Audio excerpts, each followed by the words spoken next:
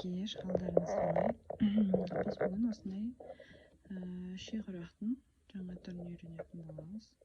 Ол үшін бізге мынандай бөз 13-13 сантиметр размері және екі түрлі лента керек болады. Алтын түсті және осындай ақ айвори түсте екі түрлі лента керек болады. Ең әуелі мен көзін тігіп бастаймын. Көзін тігу үшін мен ортасынан қолмен үтіктеу арқылы осылай центрін белгілеп аламын. Төртке бүктеймін осылай.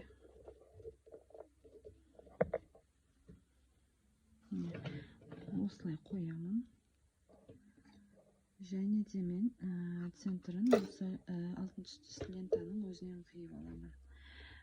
Ленталардың ені 2,5 сантиметр, ұзындығы шексіз кете береді. Сапаңызда қандай ұзындықта бар, сол бойынша тіге бересіз. Көздің бір жағын бекітіп аламын. Жаңа осылайынан төртке бөліп, былай сызық түсіріп алдым. Сіздерге кішкене көрінбеуі мүмкін, бірақ мен өзіме көрініп тұр. Сол арқылы дәл центрға қоямыз да, көзді бір жағын осылай бекітіп аламыз. Ал екінші жағында уже жұмысқа кірісетін боламыз. Екінші бізде уже ақ түсті үйлер матамыз жүреді. Бұл құрақтың тігілу жолы құдық құрағына ұқсас келеді.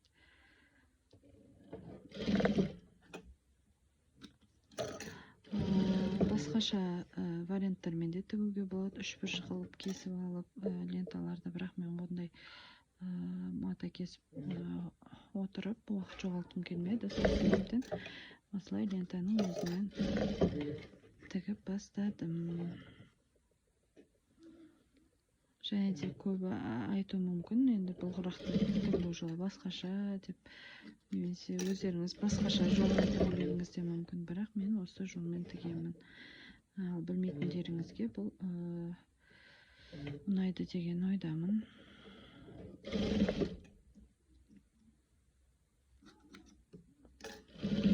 Алтын түсті лентамызды жібереміз. Үстіне мынау кішкене жалпақтау болып кетті. Жалпақтау болған кезде мен осылай үстінен тағы бір өтемін. Және осылай ақ түсті лентаның үстіне осылай алтын түсті біздің шиіміз, лентамыз түсіп отырады. Осылай.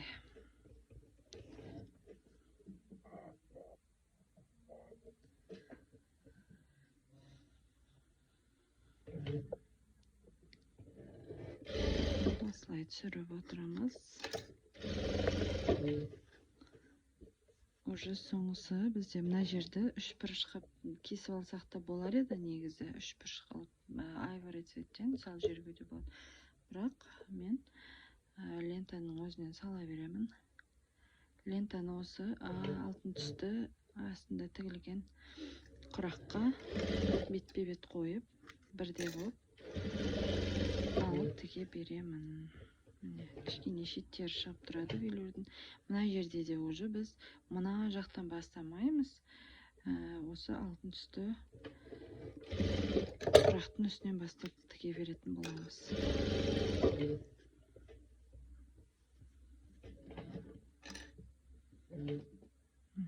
Сәл-пәл аққа қарай жіберіп жатырмын.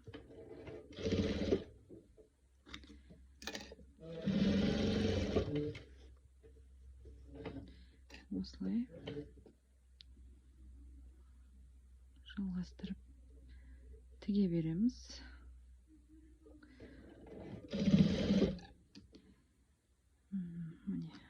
Міне именно алтын түсті лентамен бірдей қылып алып тігіңіздер. Әйтпесе үлкендеу болып, мата шығыма көптеу болып кетуі мүмкін. Міне осындай. Енді мына жерді біз үшбұрыш қылып, жаңағы золотисты лентамен үшбұрышпен жаба салуға да болады. Және мен оны да жаппай, тағы да лентамен жүріп өттім. Тобы біздің құрағымыз өзгеше болып шығу үшін. Ал енді мына мен алтын түсті золотисты лентамды мына жермен ориентир ұстаймын, мынаның ортасымен, мына құрақтың ортасымен. Бұлай ориентир ұстап отырып тігемін, немесе сіздер мынаумен ориентироваться болады. Главное, мына бұрышты бізге жабу керекпіз. Сол үшін осы жермен мына жерден мына жерге дейін ориентироваться жасаңыздар да болады. Осы көз арқылы, немесе осындай жаңағындай мен айтқандай осы жерінен ұстасаңыздар болады. Мынаумен мына лентаның дәл ортасынан примерно ұстаймын. Мен қатып қалған қағида жоқ. Өздеріңізге ыңғайлы қылып жасай берсеңіздер болады. Міне осылай ашылғанда міне ұшы кішкене қалады. Так.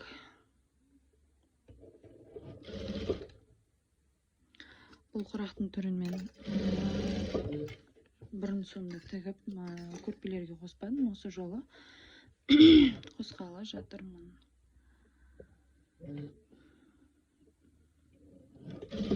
Енді қолыма мән бермеңіздер. Қанап атқан жерлері жаңа ине кіріп кеткен. Шебердің қолы сондай болады екен енді. Инемен тесіп аламыз, қайшымен қиып аламыз қолымызды.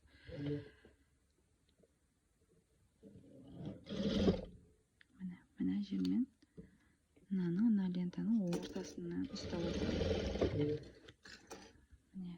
Енді мына ұштары қалды ғой. Мына жері, мына ұшы.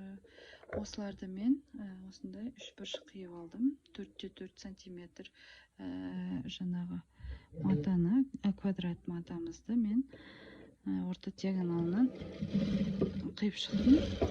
Сонда осындай үш бұрыш шығады. Бұл менде 4-4 сантиметр. Одан да кішірейтіп істеуге де болады. Главное, сіздің бұрышыңызды жапса. Енді мен размерлерін нақты тартылдатып айтып отқан жоқпын.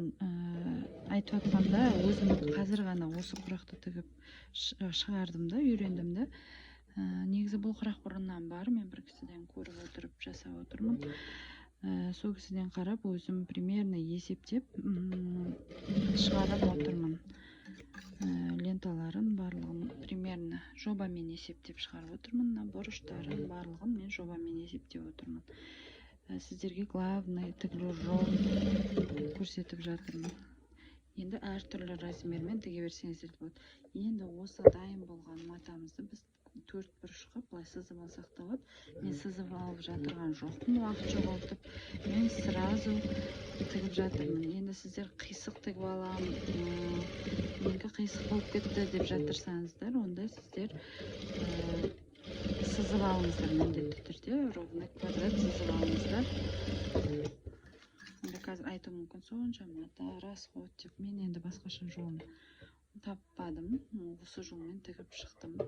Маған керекті 24 штук құрақ қажет болған. Мен оның барлығын тігіп шықтым. Міне осы соңғы құрағы болатын. Сіздермен де бөліскім келді. Осылай артылған жерлерін мен қиып тастаймын міндетті түрде. Міне сонымен осындай құрақ бізде пайда болды. Егер менің жұмыстарым сіздерге ұнап жатса, лайк басып, комментарий жазып, каналыма подписаться етуді ұмытпаңыздар.